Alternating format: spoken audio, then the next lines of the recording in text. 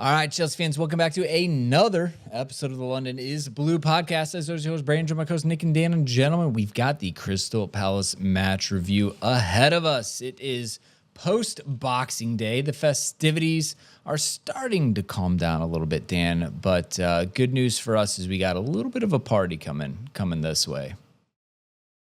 Very excited to talk about a win after what's just been the most up and down month, Dan. It's been crazy. I mean, I guess it'll be good. It's right before New Year's.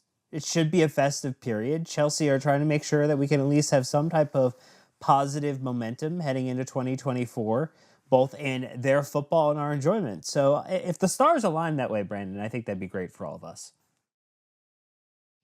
Look, we've got a lot of progress to go, but we're gonna celebrate this one. One match at a time is really where we're at with this group. We'll talk about the first half and just the electricity running through the offense. In the second half, we'll talk about the changes, just how it became disjointed, and obviously touch on the hero of the day. But before we get into all of that good stuff, we got the 3-word match reviews, Dan, the official sentiment meter of the fans.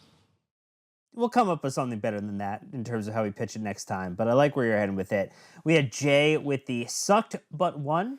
Yes, we did in fact win, and there was some suck, so that is very fair assessment. Mr. George Smiley with the smash and grab, very accurate. We had Jason with the lucky shirt lives, who let us know that he broke out his Porto shirt, the shirt he wore on the day of the Champions League final for the first time since then. And the shirt, things are bad when came good. Yes, very good. Mike Williams with the Malo Misha Madueke, talking about 3 guys who got it done on the pitch. Our boy Jeff Duck's daddy with the Con Heads Unite. A little bit of a secession reference there. Fantastic. We had JKT with the Mudryk Madueke, Battlestar Galactica, like Gallagher. Very good. Nice Office reference there. You had Tyson with the Noni saves the day, but Noknee. Very good little pun there. You had Spanish Joe with the needed 3 points. And then one that made me ask a question to both of you. With the light a candle, sent the photo of the candle. It is lit. It has a label on it that says, smells like a Chelsea win. What would a Chelsea win smell like? Oh, for me anyway, it's a gin and tonic with a little bit of lime in there for a post-celebratory beverage. I mean, that sounds right.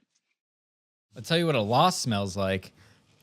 Sambuca. Thanks, Chidge. I still haven't gotten that out of my nightmares. So whatever the opposite of that is. Or the police horse poop outside of the bridge, There's also that. Yeah. But not our problem today. No. I went with second Terry Cumming, ? I just had to give a nod to Alfie Gilchrist on the day. Clearly, a lot has to happen for him to be the next JT, but you just got to love the lack of physical awareness for his own safety from that guy. Love to see it. Dan, what about you? I went with powered by lemonade. Look, I tried a Panera supercharged lemonade today during the match. I was living dangerously. I will say it was quite powerful. Haven't people died after drinking that? Why did you do that? Look, I was just trying to also, like our guy with the Porto shirt, trying to spice it up a little bit, trying to do something a little bit different.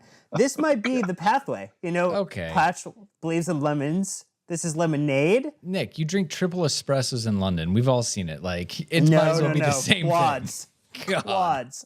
Hey, look, what I do with my body is no concern of yours. I went with Poch's Great Escape. A lot of people like watching The Great Escape this time of year. Felt like he needed this one today, and it just, all the way down to the wire. But he sure got it. Yeah. Yeah, thank gosh. Before we get into it all, Dan, a huge shout out to our massive, amazing community of lovely, lovely people. Well, yeah, we want to thank everybody who leaves wonderful 5-star reviews on Apple Podcasts and Spotify. Great time during all these festive meetings and greetings with people to let them know to sign up for the podcast, subscribe on YouTube as well, because you also get hit the bell icon to get notified there on our quest for 30,000 subscribers. So we appreciate everybody who joins us over there as well. You can also sign up for our free weekly email that Sam puts out. It was 1 day delayed because he wanted to include some Palace notes there. So you're getting a special Thursday edition. And then, of course, we'll be back for a Luton preview as well. And if you want to jump into the conversation, hit up our Discord. Great community. Boy, oh boy, they've been having tons of fun on Chelsea and non-Chelsea topics that they chat about. So get involved, get stuck in. But let's talk about the match, Brandon. All right. Well, it was Crystal Palace this past Wednesday. Did not feel like it. The 27th of December in the Premier League at Stamford Bridge. In case you missed it, Chelsea 2. Crystal Palace 1, goals coming from Mudryk in the 13th minute. 45th plus 1, who else than Elise? Apparently it was almost a blue this summer. And then in the 89th minute, Madueke sealing it, all 3 points. So let's run through the lineup, Dan, and see how Poch got this done. Well, it was Petrovic between the sticks, no surprise. Malo Gusto, Axel Disasi, Benoit Badiashile, and Levi Colwell started as your defense. That is not how it would end. Moises Caicedo and Conor Gallagher as your midfielders. And then four attackers in total. Mykhailo Mudryk, Christopher Nkunku, Ian Maatsen, and Nico Jackson up top. It was all 5 subs. Again, that's right, Pochettino. This might become a habit if you keep on doing this, but it was a 58th minute sub for Colwell and Maatsen, who were replaced by Thiago Silva and Romeo Lavia, getting his Chelsea debut on the day. And then you had Armando Broja and Noni Madueke coming in the 71st minute for Mudryk and Nkunku. And then you had Alfie Gilchrist, as you mentioned earlier, coming in the 90th minute, number 42, for Benoit Badiashile, and getting that Chelsea men's senior team debut. What a day for a couple of these guys, getting some big ups there. Well, some of the top line stats, Chelsea with a 2.74 XG to Palace's 1.08. We had 64% possession. We had 9 shots, 4 on target. Palace had 13 shots with 5 on target. 3 of ours missed the frame. 2 were blocked. From there, we had 13 fouls to their 16, but we had 3 cautions there too. I have a problem with this one. Then we had, scroll down, there we go, 5 big chances, 3 missed. Palace only had 1 big chance, which we'll talk about later, which is an improvement on the day. And then goalkeeper saves 4 for Petrovic and 1 for Dean Henderson. Those are where we land. But we have the one random stat from Adop to Joe. 1, Chelsea have named their youngest ever Premier League starting 11, 23 years and 21 days. It's the youngest 11 named by a Premier League team since Man United versus Crystal Palace in May of 2017, which is 22 years, 284 days, and the 8th youngest ever by any side in the Premier League history, budding. Look, May of 2017, Nick, that's really close to like, hey, we've got the title wrap. We're just throwing in the kids. We're resting players maybe for Champions League or FA Cup final or something like that. This is the middle of the season, like points needed, very competitive. And out of necessity, too. You look who was out today, either by suspension or injury, and it's, you're playing these young cats on merit and on necessity. And it's, again, said before the season, fun and frustrating. We got a little bit more of the fun today than it was previously against Wolves. But, it's going to come with the frustrating, too. These guys are all incredibly young. No Thiago Silva in there for most of the game surely makes a difference in that age statistic. But, this is the bet that the sporting directors have made. They're going young. They're going to see if these guys can blossom into a team over a period of years. TBD. Yeah. Sterling and Silva really, really dropped this one. We did have an NPET shoutout man of the match, though. Look, you guys called this out as we were kind of talking pre-pod, but it is one of the funnier gifs that you will see on the internet today. Alfie Gilchrist only in for about a minute or two before this happens. They're trying to keep the ball down at the Palace end, and they try and float it over, and he goes full thundering in to try and win a header, completely misses it, and almost, I think, hits the referee, the line judge on the side here. but it was, you know what? It's extra commitment, and he wins the shithouse moment of the match for this because that's what I want to see out of my guys. Just no excuses, full bore. Let's win the ball back. Let's keep that thing down there.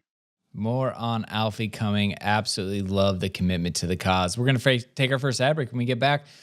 First half, talk about those attackers. So thank you to the sponsors, and we'll be right back.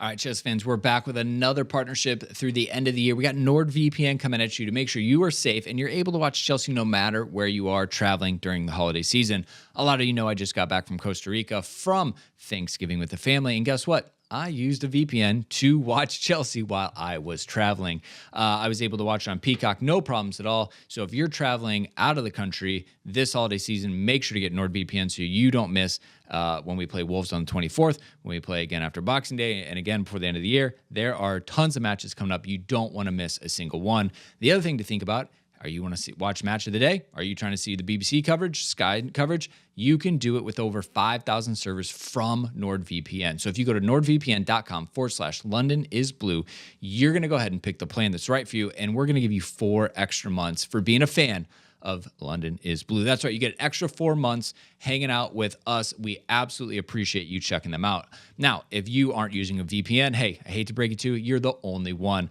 Not only do they keep you secure and all your information is encrypted, no more IP address tracking. The other thing is they've doubled down and they've added threat protection feature. So say goodbye to intrusive website ads, malware. Even if you download an infected file, threat protection kicks in and deletes it before it makes a mess of your computer. Go to nordvpn.com/London is blue.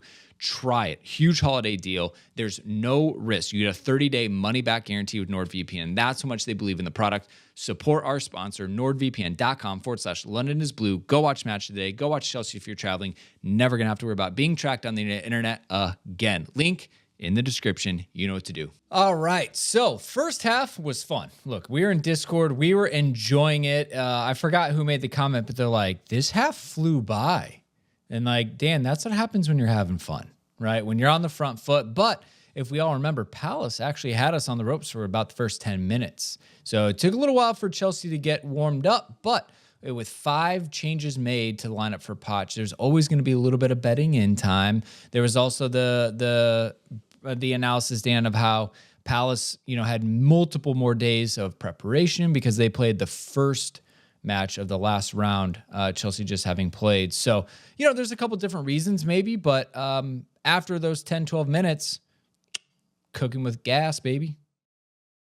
Well, opportunity for Pochettino to freshen up the side. We talk about big debuts for players. I mean, a start for Nkunku, very, very exciting to see him get involved. I mean, Malo Gusto getting an opportunity to start as well, looking like he is recovered after that injury that kept him out for a long spell.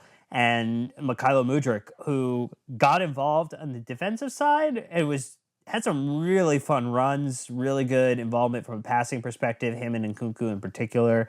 I mean, look, you kind of had a bit of a stranded grouping when you look at the pass maps in terms of Nico and Nkunku and Mudryk from the rest of the grouping, Nick. But I think in general, I liked Nkunku's start. I think you're going to see him continue to play, maybe start and sub through the remainder of the holiday period until we can get back to the 1 match a week.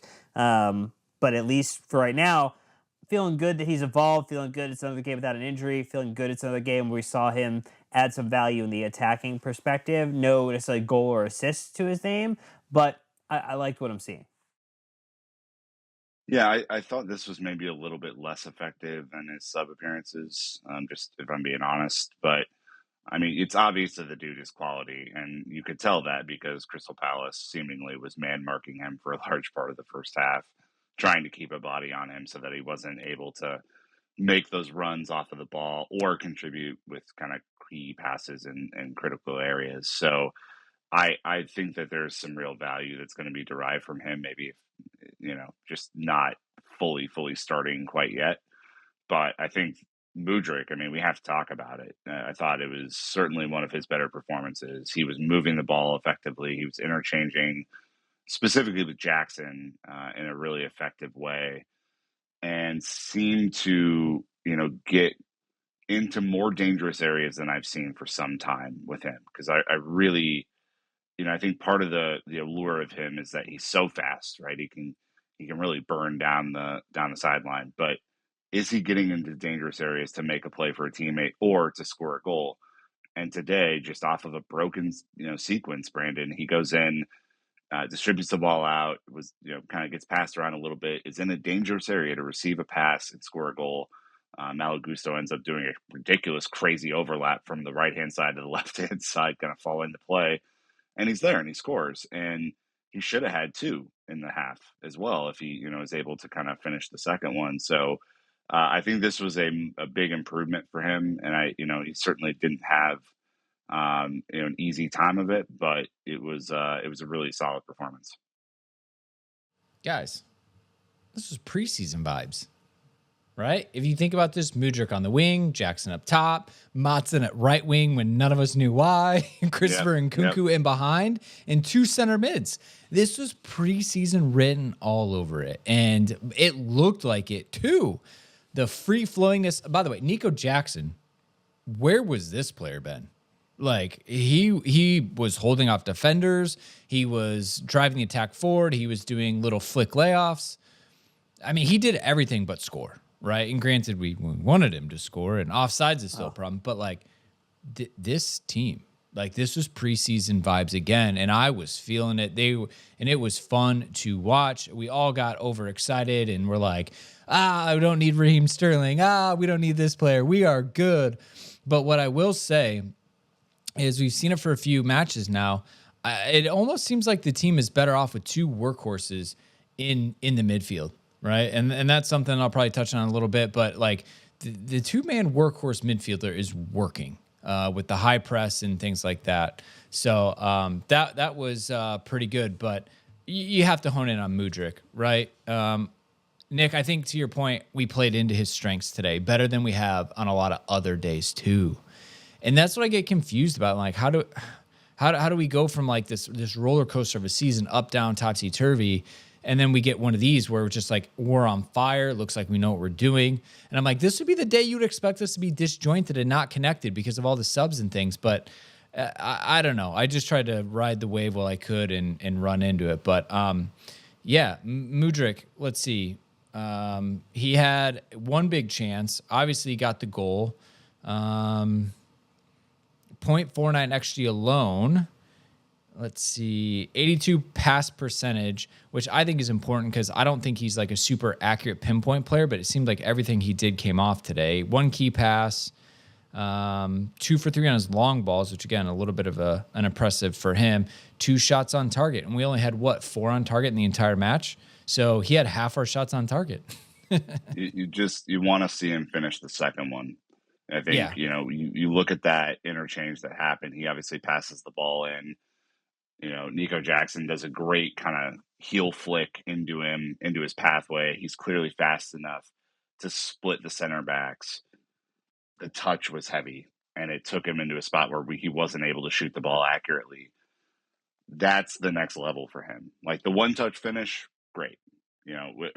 We can't get enough goals in this team. So the one-touch finish, super happy about that. It's that, do you have enough class in that final touch before you shoot, right? This team has struggled to convert these big chances. You're not going to see an easier big chance to convert with the way that pass was laid off to him. The touch just wasn't there. And so, like, there's places for his game to go, but obviously this was a huge positive for him and where he's going to go with his season potentially, because right now, if you're Poch, there is no consistency in the attack. Whether you're playing Raheem Sterling at left wing or Mudryk, whether you're playing Ian Maatsen at right wing or Madueke at right wing or Palmer at right wing, who's probably the most consistent of the bunch, or Jackson or Broya or Nkunku. Like there's just so many different combinations out there that you have to have good performances like he had today to get a sniff in the team. So I really hope he starts to build on this. He's starting to get a little bit more confidence. You see that he's starting to engage with his teammates a little bit more. My hope is that this is the start of a run for him and that he's able to contribute more in terms of the final product than just the really great sprints in behind. He would need 6 more goals at this point to equal his highest goals for a season. as a senior team player, which was the 2022-2023 season for Shakhtar across all comps. So he had 18 goal contributions that season.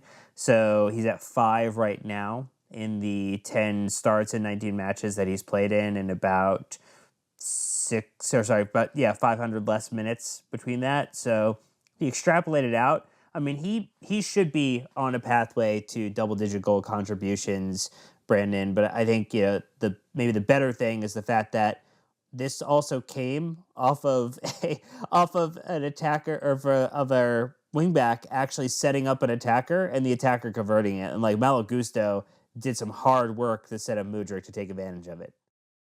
Yeah, started on the left, ended up on the right. Was all over on that one. Last thing on Mudryk, he tackled back, right? How many times did he help out on that left wing, blocking crosses? So he was doing all of the good work. But you talked about Malo Gusto, who was absolutely a man on fire today, right? A little bit sloppy in certain situations, but overall, like you couldn't do anything but clap the man. Not only did he dominate the right flank, so he was going up against Ayew, which is probably enjoyable for him, that he could be very offensive and not worry too much about it. His techers, again, were on full display, Dan. And then ended up having a great second half on his weaker, less dominant side as well. So Malo Gusto, just dominated the entire match, was electric, tackle, techers. Thank God we signed a good deputy for Reece James, knowing that he's just inconsistent, unfortunately. Well, and the nice thing is that he's also maybe not adding the goals that Reece James added within his game, where you would count upon him to be at double digits from a goal plus assist contribution. But this performance today brings him level with Conor Gallagher at 4 for assists across the season. So now he is the joint top assister on the team. Like, that is a good thing, in addition to being a reliable defender in what he was contributing. And if he can develop some synergy, I loved the photo of Mudryk and him staring down one another after the goal, and Mudryk's smile and finger pointing at him. That type of chemistry that he's developing, whether it's on the right-hand side or whether it's on the left-hand side, wherever he needs to be right now, Nick, this was one of his best performances for Chelsea, and he showed up in a big way on a day where Chelsea needed to rebound, and you can't be anything other than happy for him and happy for us as supporters because we're getting to enjoy it. Yeah. I mean, he was my man of the match for sure. And I think back to, when you talked to Matt Law last year, Brandon, about that signing and the fact that we waited for him instead of going with the, option that would have been available to us sooner. I mean, we saw him in preseason for 2 full weeks. We've seen him not only make his Premier League debut, but be really good for most of the season so far. He's had his moments where he hasn't been as good either. But, I think overall you're seeing a player grow in confidence and grow into this team. And, God, we need him to stay healthy. I mean, the difference it makes to have a true fullback playing fullback as opposed to a center back playing fullback, and the way that this team wants to play. The overlaps between him and Maatsen were fantastic today. I thought they both did a great job kind of neutralizing the threat on that right side. It was just a thing to behold, and it does make you, if he can stay healthy, it does make you confident that Reece is going to get the time he needs to fully recover this time, and not just like half recover, I mean, he had a surgery, so we've got time. We just need Malo Gusto to stay healthy now because he's had his injuries. But the first half, there was some positive. We still wasted 4 big chances, or we had 4 big chances, 3 were missed. You had the Ian Maatsen shot in the 9th. Just Dean Henderson again got his under nether regions to it, just slowed it down enough. Mudryk had his shot in the 32nd minute, which obviously went in. Maybe not the second one like you're talking about earlier, Nick, but we need to kind of just continue to get this there. I mean, we only had 9 shots all match, 4 on target. And when you pull the first half stats here, 6 of the 9 shots came in the first half. So that just shows you the differences in fluidity and the ability to create. So I don't know, Dan, if we have a good solution behind that. I mean, everyone's kind of looking at strikers and things, but again, the XG was there, the buildup was there. We're just not quite getting that final product. I know a lot of people are shocked to hear that we were 100 shots behind Liverpool, and just the difference that potentially could make in our spot in the table. Yeah, I mean, Poch made some interesting decisions in the first half. I think Ian Maatsen playing further forward was just an odd option, but I know we obviously have players who are injured. We want to give Cole Palmer some rest. We want to give Raheem Sterling some rest. You can't necessarily play rest through suspension.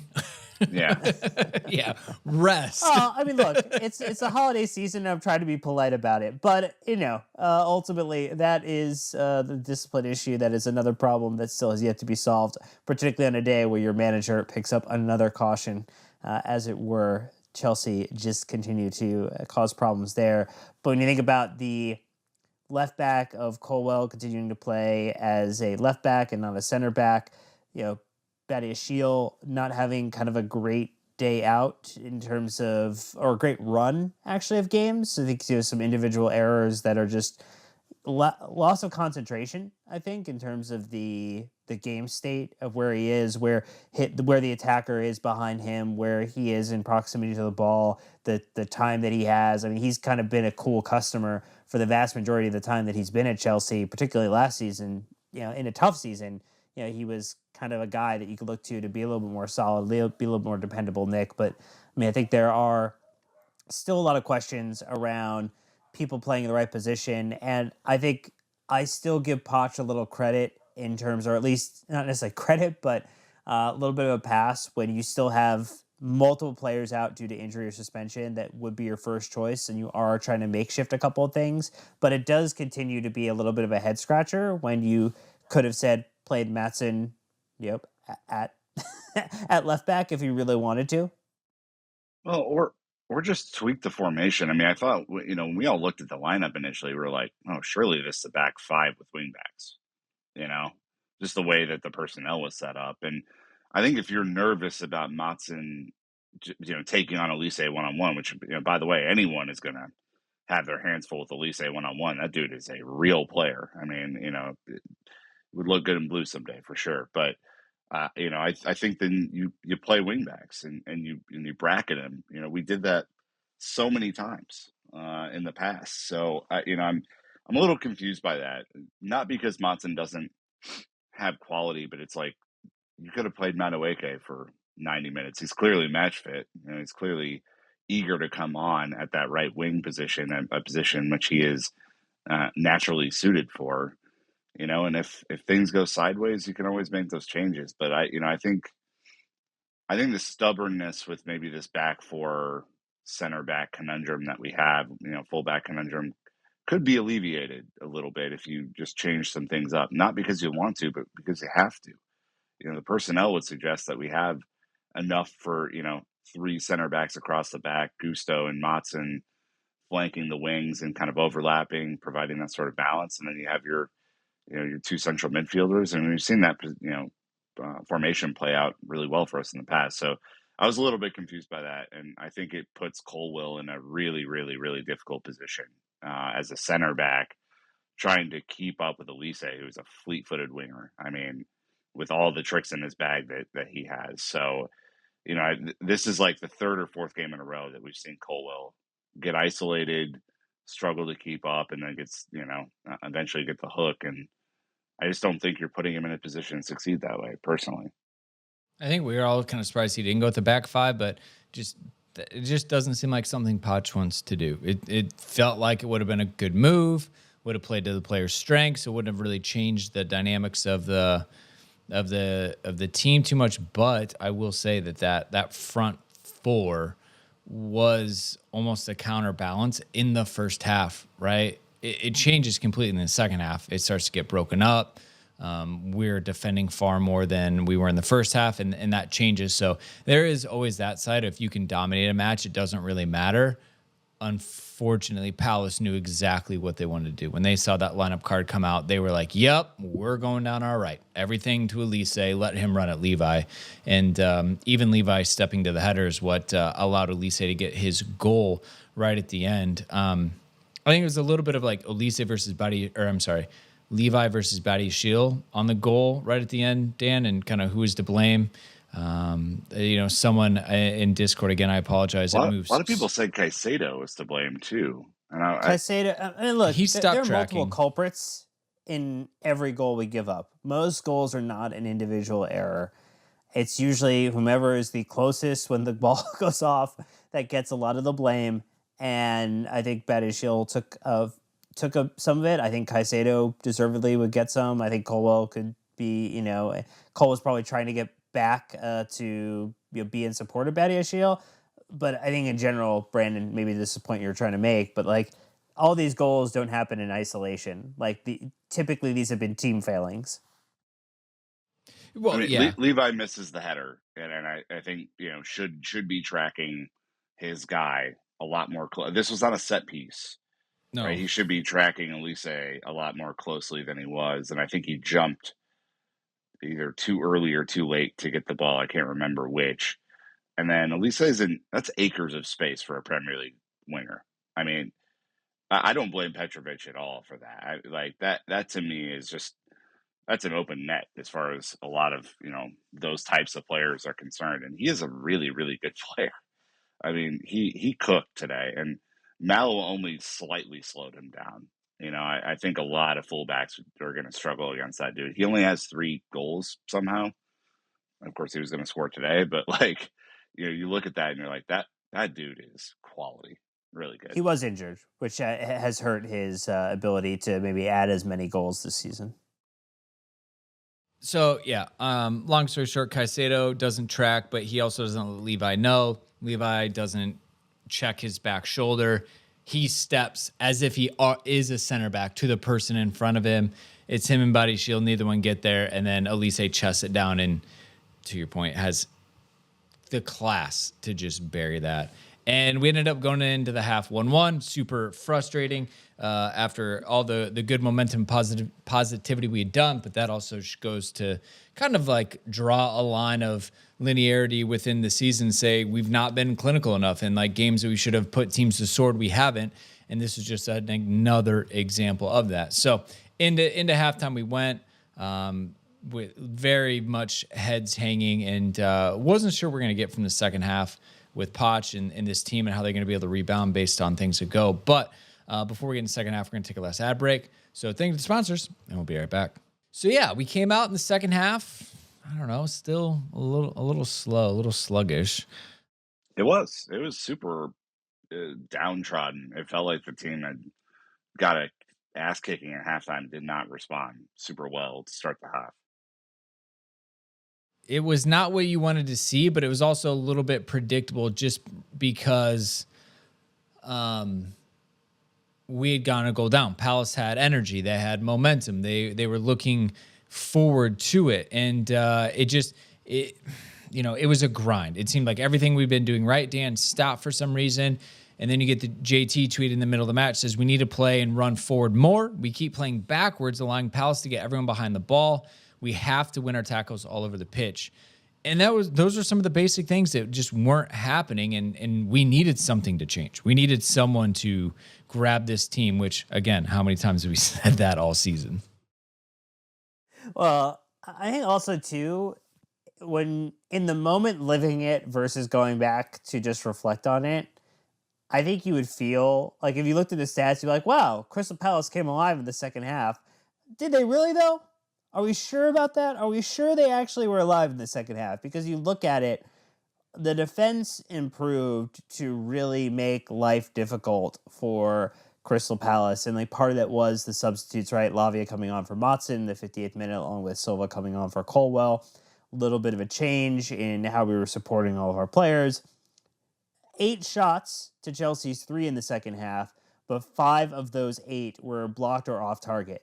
And they registered no big chances. That is what had been so good for us previously under former managers. Like, yes, our attack was struggling at times, but we weren't making it very easy for other teams to get anything out of it. There was no juice left in the fruit. Like, there was nothing to squeeze out of it. And at least I took that, as frustrating as the attack was, Nick, that was something that brought me a little bit of joy in that moment, in that pain, in that suffering of the attack not going off. That really Palace, and maybe this is a little bit more to the quality of them under Roy Hodgson, just struggle. And Chelsea were able to snuff out really anything that was even remotely dangerous. Yeah, I mean, I obviously listened to the preview that you and Sam did, and I think, you know, I agreed with how they played this year, but Palace under Hodgson, if you think about the way that they finished the season, they were a much more dynamic attacking outfit than we were. I mean, they were scoring goals for fun at the end of the last season. I don't know what's gone wrong for them since that point, why they're so kind of sheltered in. Maybe it's injuries or something like that. But I mean, I don't compare our attack to theirs or feel better because they're slightly worse than we are. If we're playing, honestly, if we're playing a better team today, we lose. If we play a more clinical team today, we lose. This team just was not up for it for most of the second half.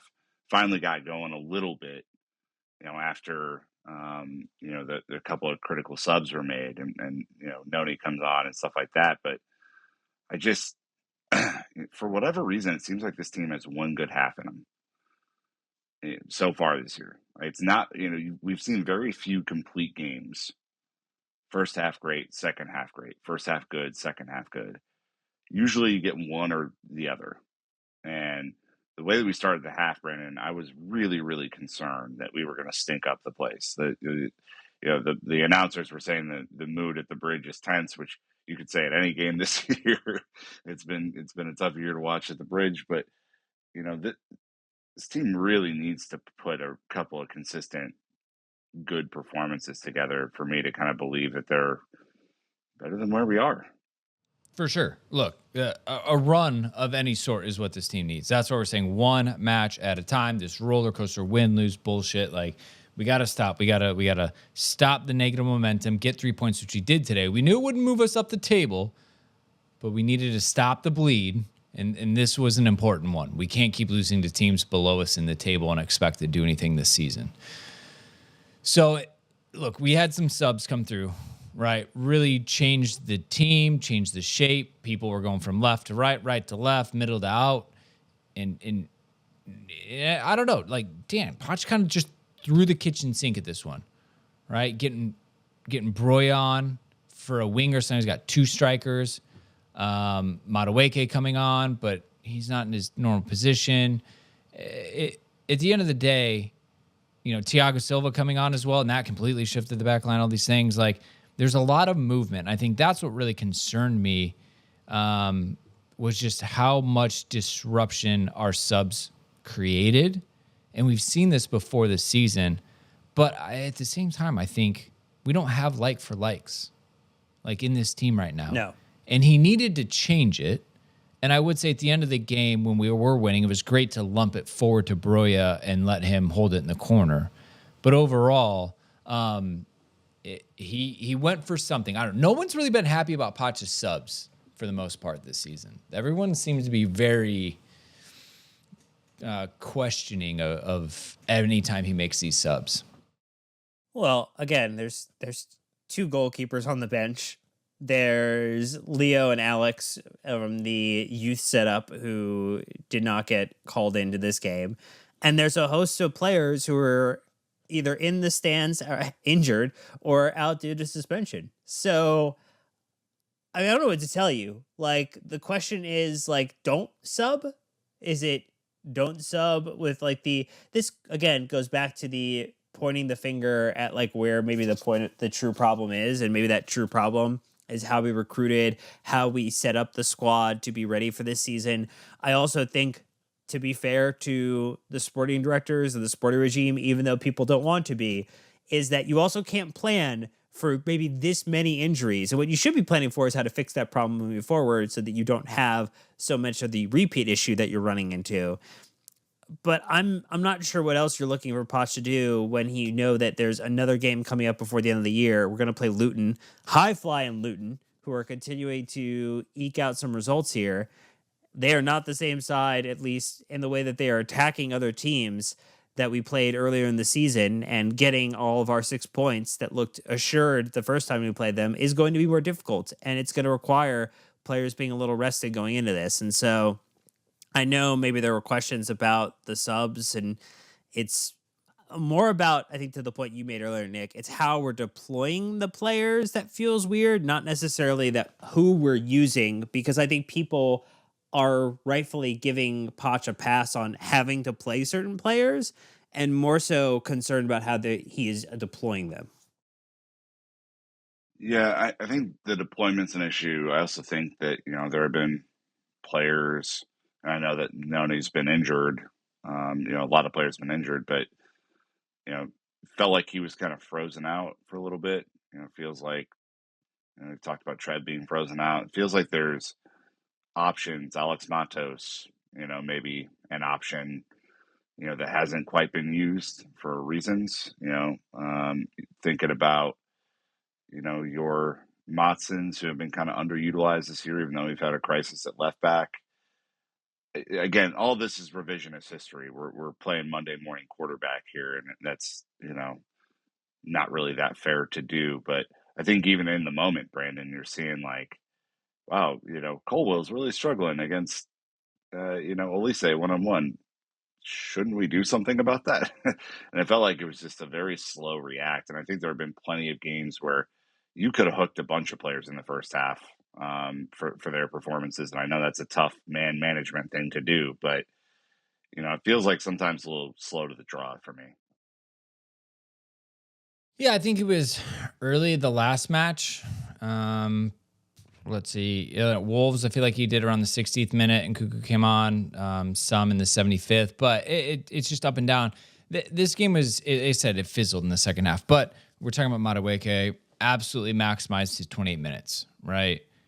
I mean, think about his mentality. He has a left wing back, starting at right wing over him in this match.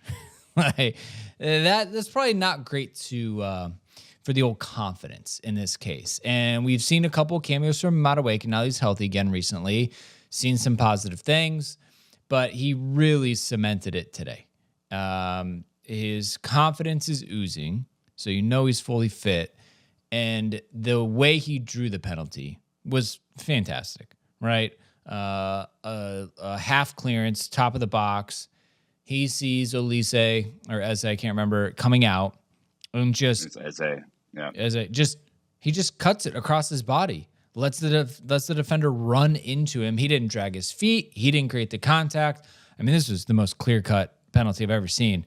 And it's absolutely shocking that the referee didn't call that in real time. But again, they don't. Like, this is what VAR creates. VAR creates this disaster situation where, like, you know what? 50-50, I'm not going to call it because they're just going to tell me if I need to go back and look at it.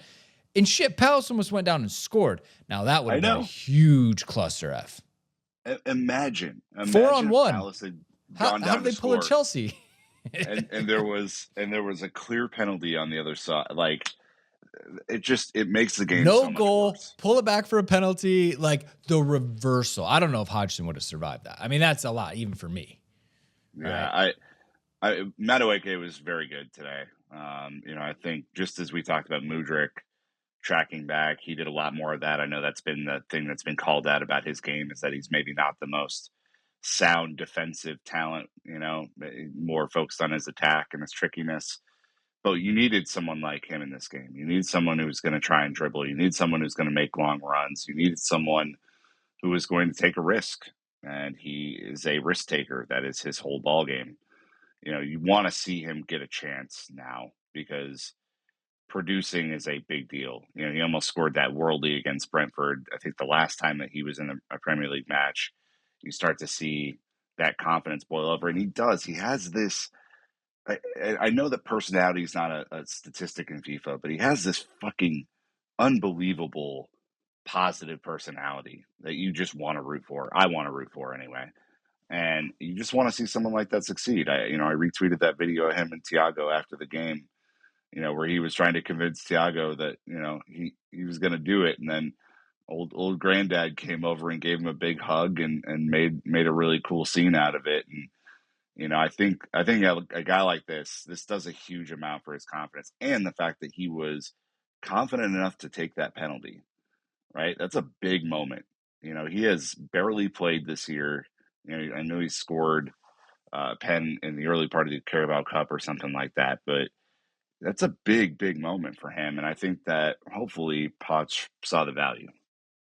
Dan, I thought that was interesting on the pen, and we can go to the quotes, is that um, Poch said after the match, he gave it to Connor, but said if you're tired or if you're not confident, give it to Noni Madueke. I don't think Connor was, or I'm sorry, not confident. I think he was tired. I think if anything, Connor's like, I've ran my absolute socks off. You know what? You got this. I'm sure he sees it in training. I thought that was really interesting to hear after the fact. But obviously, on top of that, Poch is, I think he's starting, I'm hoping that quote and the players are acting responsibly. And then this quote he has about Noni Madueke is starting to show that Poch is understanding these players and how to kind of press their buttons. Because what he said about Noni Madueke in public is either brilliant man management or absolute luck. Look, Connor is about to hit almost level. I think he's going to be behind by like 10 or 15 minutes. The minutes that Thiago Silva has played this season. Like he is absolutely been a stalwart on the pitch this season, and cool moment for him to hand it to Madueke earning the penalty. The fact that it took that long to adjudicate that it was a penalty, that was also stupid. But again, it goes the right way, and we move forward and we take it. Madueke has gone the same way the last couple of times. And so maybe Henderson not doing a great job of research. Maybe he not thought Madueke would be getting a penalty on the day, and he prepped for everybody who took one recently. And yeah, it was great. I like the little run up. I like the dinking it to the left there. I don't know. Perfect, Nick. No notes. Yeah, Poch said about Madueke, he plays free. The difference is he did what we needed in this moment. He went to play, and I liked it because he showed he was upset with me. Okay, sometimes he's been injured, but I think, yes, I'm now going to show the coach he can trust me. It's a big moment of responsibility for a young guy. You have to remember, he's still a young guy. The whole team is young. And so I was really, really pleased for him today because, again, I like this guy. I like what he brings to the team. He's a whole different kind of winger than what we have otherwise. I think him and Palmer are maybe a little bit closer in their abilities on that right side, but in either event, I'm really, really happy for them. And they both played together at the England level too, so it'd be really interesting to see Palmer and Madueke get another hack at it, maybe as a 10 and a right wing combination. Look, they're both 21, so they're both kids. Let's see. Jackson struggled offside. Super unfortunate. I was yelling about it was flicked. Therefore, they didn't take that in consideration. It doesn't really matter. At the end of the day, we needed him to score goals. But again, I talked about earlier, he was preseason Jackson. The way he came and got the ball, got involved in the play, opened up the play for people, was just far and away someone different, right? Like he didn't even get cautioned for talking today. It was a good day for him. I just think this is, again, it goes back to the frustration of the bad Jackson, good Jackson, great Jackson, terrible Jackson. We never know what we're going to get. We're looking for some linearity here again with these players, some predictability, but I don't know what you guys thought. I thought this was probably like his best performance as an all-around striker leading the line today that we've seen all season. And again, hearkening back to what we saw glimpses of in preseason. Dan, I don't know how you feel about this. Every opinion across the spectrum on Jackson on Twitter today. I mean, everyone. I left, I think, maybe a little bit more frustrated than pleased because I think the open net that was gaping is just a shot that you have to convert. And I think he was just slightly unlucky on the offsides, but I also see the positives in the game today too. And the attack was a lot more free flowing at times than we've seen. So I don't know how you kind of came away from this. I think I was more on the frustrated than fun meter personally. I think he's someone who was acquired from a foreign league for £35 million, and ultimately is a developmental young striker. Like, he's going to be a streaky player. We knew that coming into this. I think we're hurting because the backup for Nico Jackson is Armando Broja, who, outside of his sample size at Southampton at the top level, is not necessarily the type of 1A, 1B type of solution. I mean, you might argue both of them are 2A, it's 2A and 2B right now, and there's no elite striker up top, which is why we hear all these rumors about Chelsea going after a striker in January to add in the goals. When you look at Nico's performances across this season, I mean, he only has one game where he has scored more than one goal. He goes very long stretches without scoring in between. There's only been one set of matches where he scored in back-to-back matches, and he generally needs more than one shot one shot to score, and he generally needs more than one shot on target to score. Like, this is just who he is. But at least from a volume perspective, like, he is finding ways to score in the Premier League. Like, that is a good sign. I mean, he is our top scorer right now. Like, that is a positive thing. I think this was in general a good performance. I think he was very unlucky to have that goal ruled out because, again, goals build confidence for strikers.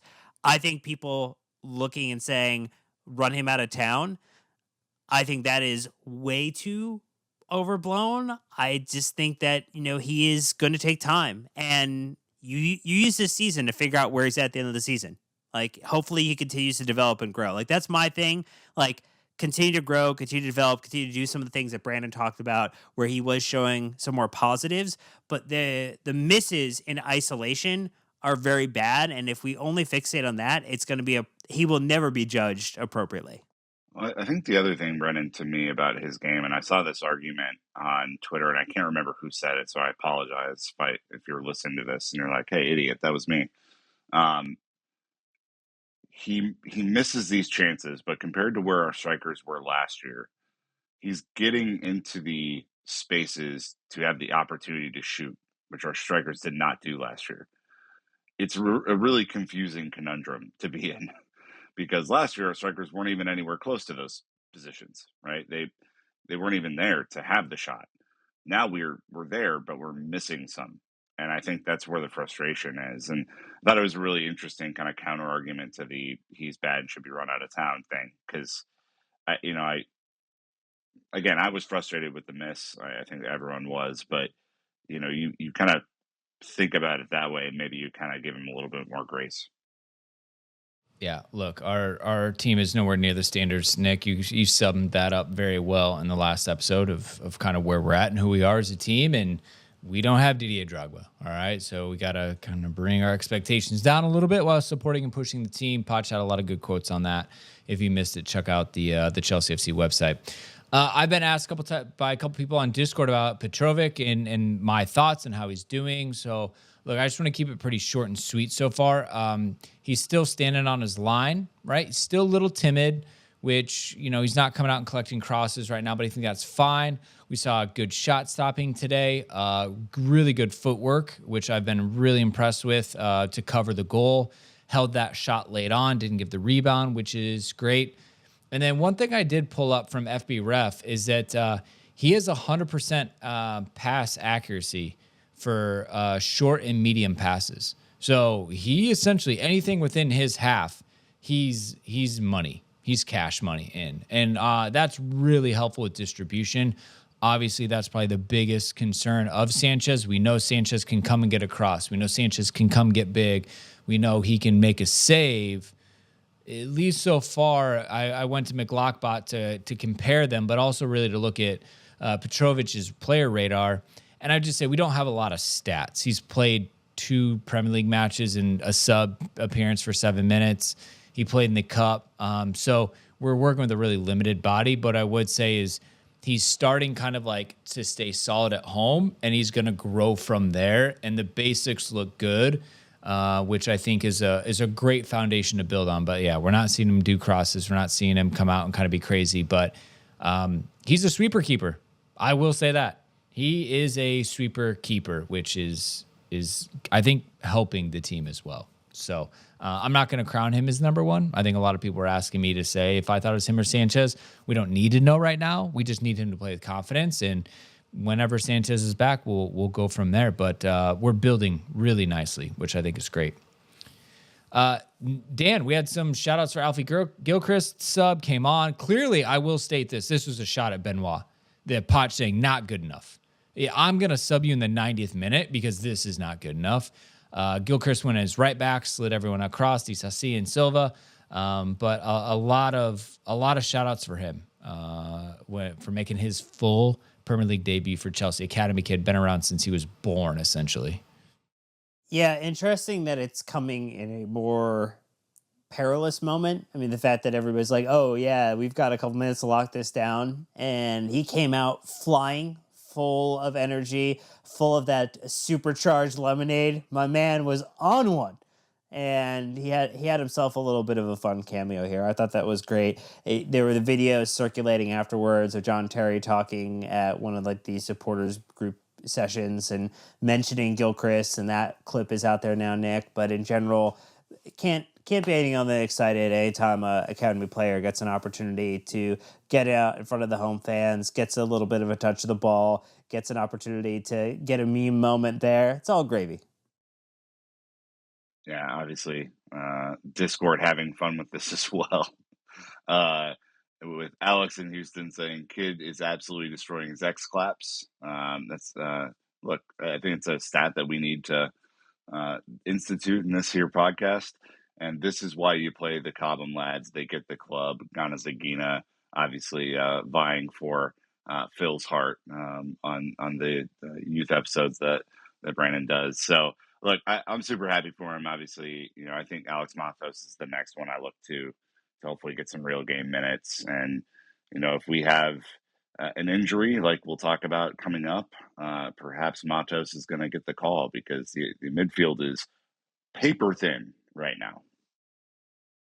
Yeah, look, and just for everyone that doesn't know, Alfie Gilchrist is captained every youth side at every age group as well. So pure and proper Chelsea, which is why he loved it. Lastly, a negative here. It sounds like Pochettino's confirming that Lavia had a bit of an issue in the match.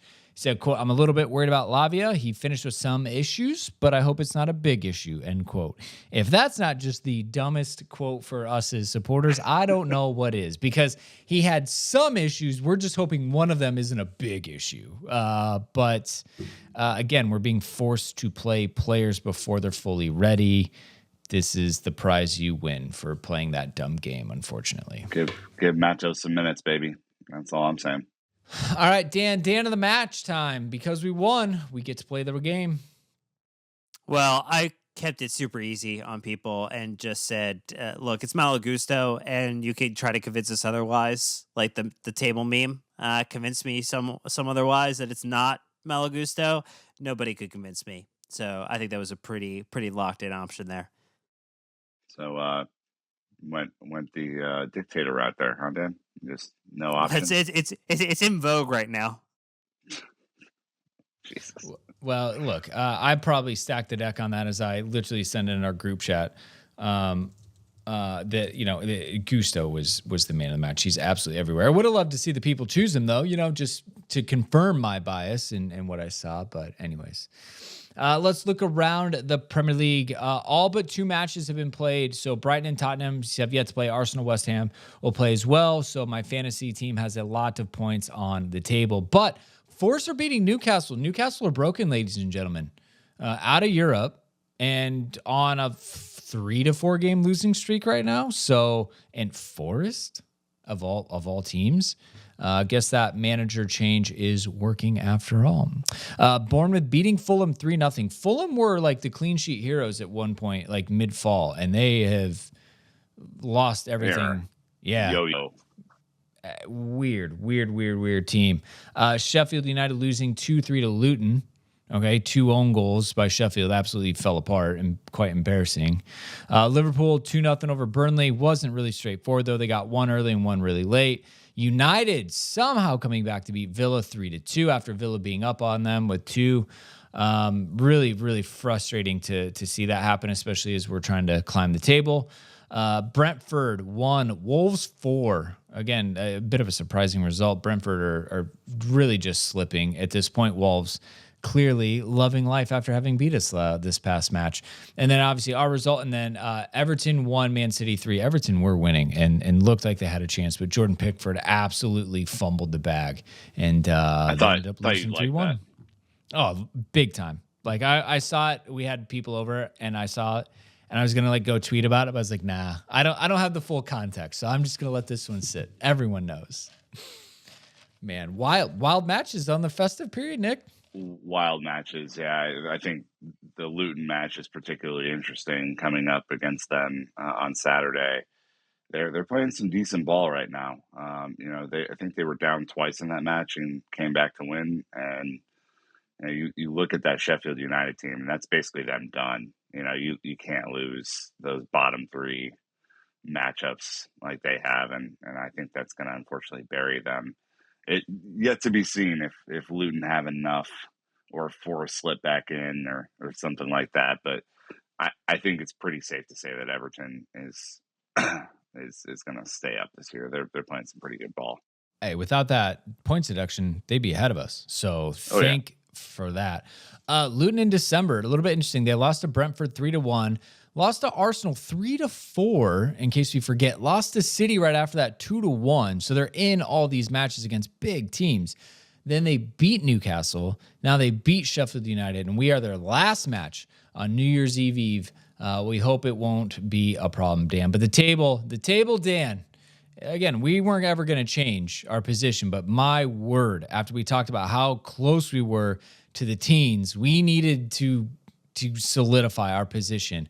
But Wolves won, Bournemouth won. We are now tied with 10th, 11th, or we're in 10th. We're tied with 11th and 12th place teams, all on 25 points. Our +2 goal difference being the only thing saving us right now. Well, and Brighton looking very human as well. I mean, they are within striking distance here. A bad result for them.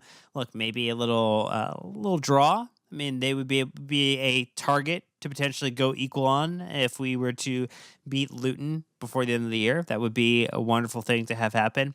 But it's Liverpool on the top, 42 points. Arsenal second with 40 points. Third place, Aston Villa on 39. Man City rounding out the top 4, 37 points. Both Arsenal and City have matches in hand, though. Tottenham in 5th place at 36 points. Remember when Tottenham were going to win the league under Big Ange? That was great. I remember that. You're welcome. Man United, West Ham, Newcastle, Brighton, again, finish out the top 9, and then it's Chelsea in 10th. And then again, we mentioned the bottom, Sheffield United, 9 points in 20th, Burnley, 11 points in 19th place, and Luton, 15 points in 18th place. There's starting to be a little bit of separation, but not too much down there. No, I mean, Sheffield absolutely gone. I mean, Burnley need to start to try to do something if they want to, but I wouldn't be disappointed if they left the Premier League again. So again, 10th, squarely in the middle of the table, big opportunity. I wonder who Brighton play next, because that could change some things if we could jump them and get into single digit places, which I know everyone is groaning as they hear this, right? It's very pathetic. They play Tottenham tomorrow and then West Ham. So you'd imagine those are both losable matches. They're at least going to drop some points between those next two. We definitely need to capitalize as we have Luton and then we have Fulham in mid-January. You know why? Because we got 2 cup competitions we're in. Love that feeling. FA Cup and then EFL Cup as well, semifinal there. All right, well, that's it from us today. Again, it was good to celebrate. Obviously, we did the Christmas Eve pod. It was not very enjoyable. We are now coming at you. Presents are opened. Drinks have been shared. Laughs around the fireplace. 3 points FC. We are back, baby. If you only watched the first 44 minutes, Nick, you might think we were charging for the title. You wouldn't think that, though, would you? I do want to give a special shout out to the holiday special that was published on Christmas Day if you're looking for a good, fun listen after this one, go listen to that one. Rick and Gary did a great job. Absolutely. Lots of content over the holiday period. In case you've missed it, check out the feed. A lot of good stuff, including Matt. So, all right, that's going to wrap us. A ton more content, as always, coming at you. We'll be back with the Luton preview, then the Luton review. We got Chelsea youth update, and I think we have Matt damn near every single week in January because, well, it's transfer time. So anyways, until next time, Chelsea fans, you know what to do. Keep the blue flag flying high.